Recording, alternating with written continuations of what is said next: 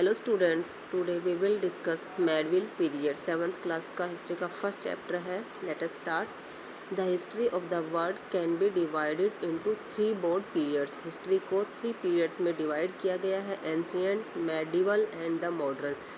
Each of these periods cover many centuries and the length of the period में different from one part of the world to another.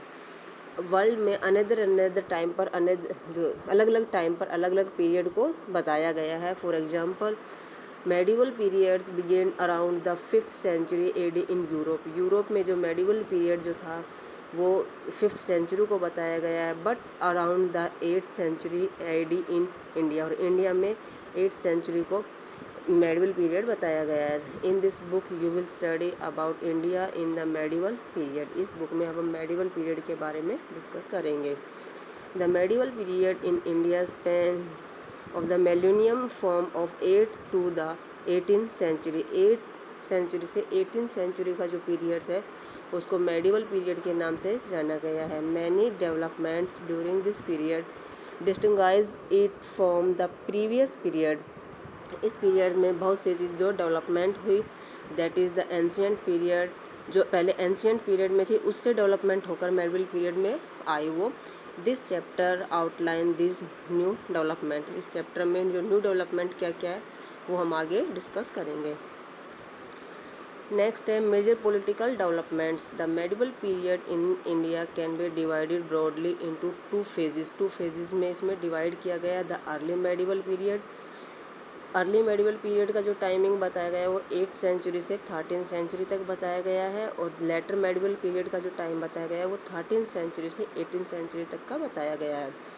This history of the early medieval period is centred on power struggle among religion kingdom of both north to south. Medieval period का जो timing है उसमें kingdom अपने अपने साम्राज्य की शक्ति को इकट्ठा करने के लिए उन्होंने बहुत सारा स्ट्रगल किया। Leading of the frequent rise and fall of kingdom, बहुत से साम्राज्य आए और बहुत से जो है ख़त्म हो गए। The most prominent among these kingdom were the Rajput kingdom in the north. North में जो साम्राज्य का विस्तार हुआ, जो राइज हुआ, वो था राजपूत।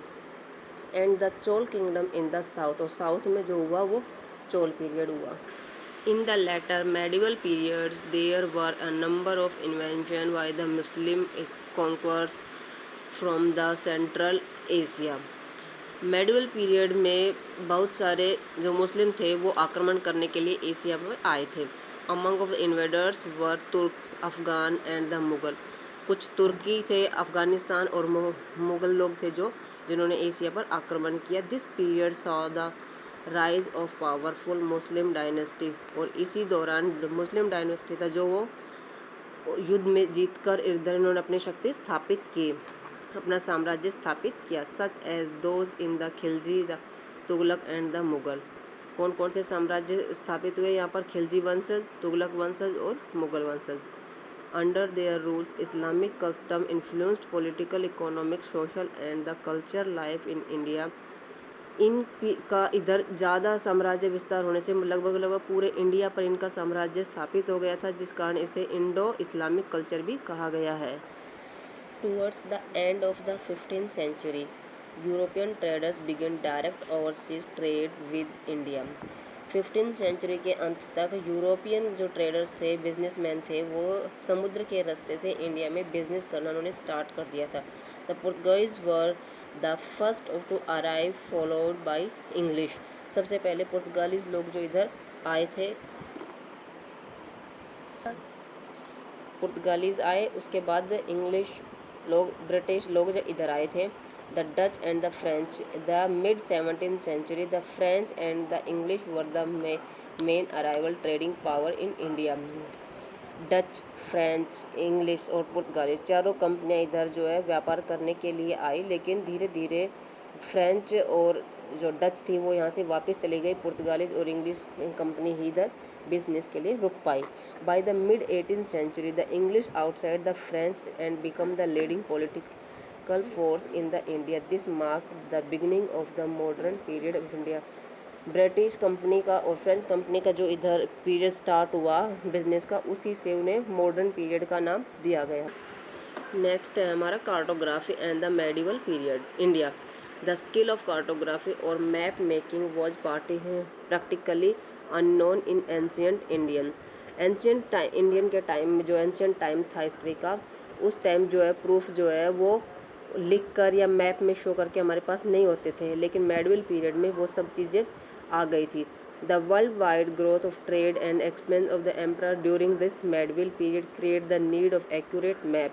वो सब चीज़ें कौन सा राजा कहाँ तक साम्राज्य उसका फैला हुआ है, वो सब चीज़ एक्यूरेट हमारे मैप में आ गई थी, उस चीज़ को कार्टोग्राफी कहा गया है। नेक्स्ट है हमारा place name. Medieval maps and the writing of medieval authors provide valuable information about the geographical features and the name of places in medieval time. Medieval time में जो प्रूफ जो थे, इंफॉर्मेशन जो थी, वो ज्योग्राफी फीचर्स से हमें सही तरीके से समझ में आती है, और फिक्स टाइम जो उस राजा का कहाँ से कहाँ तक का कितना टाइम था वो सब चीज़ हमें ही पता लगता है। How ever the place name mention on these documents, उन डॉक्यूमेंट्स में क्या प्लेस का नाम जो मेंशन किया गया है, they have change with time, और उस टाइम में वो क्या नाम था और अब चेंज होकर वो क्या नाम हो गया। In such case the historian has the find out the presents name.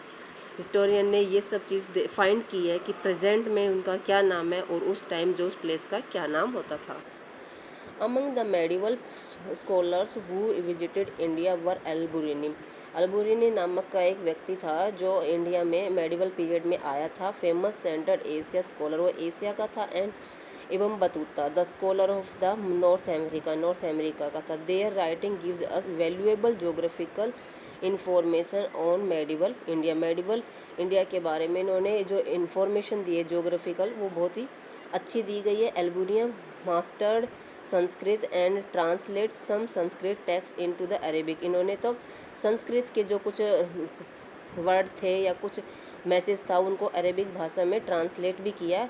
He wrote a book on the Kitab al Hind नामक इन्होंने एक बुक लिखी ऑन द इंडिया।